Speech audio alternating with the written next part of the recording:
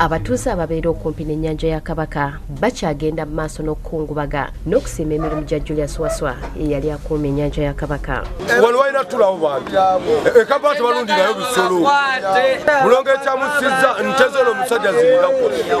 Waswa yakubibwa amasase mu kire kyakisa ku bbalaza ya wiiki eno abantu abateeberezebwa okubeera ab'amagye era nga n'okutuusa kati omulambo gwe tegunnalabwako. Nga yafiiridde mu nnyanja manya bino entale zaaliwo manya biki biki abantu bye baali batemera eno mulongo yabadde akola ki yamazeeyo obutemu ku nnyanja. Erinnya ennyo omuntu abadde akuma ekyobulambuzi nga kino okuba nga tafiiriddwako omwoyo gwa Buganda ogutafa gwe guliwa era ffe abantu tunalabira ku ki twagale Buganda n'okufaayo ku bintu byaffe.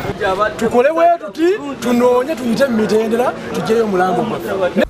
Bano nga bakulembeddwamu ssentebe we basinzidde ne basaba buli gwe kikwatako okubawa omulambo gwa Waswa bagende bamuziike ssaako n'okuteekawo omukuumi omulala batangire obumenyi bw'amateeka obwolekedde okubeera ku nnyanja. Gavumenti etukwasizeeko ku nsonga eno omulambo guveeyo emulago n'Ababuganda bano okubanga tebasobodde kubanga bavaayo mu bwangu kubanga batutaasa kuba kati nze ndi muweeraliikirivu ngamba singa yafiiridde wano twandikoze tutya yandibadde awunyira wano ennaku 3 tubadde tusaba omuntu abanga bamutadde wano mu kifo kino kyagenda kubanga alabirira nnyanja era babeere nga bamulondoola. Yudaya Namyalo yakusakidde gwire ino ku Bukedde TV.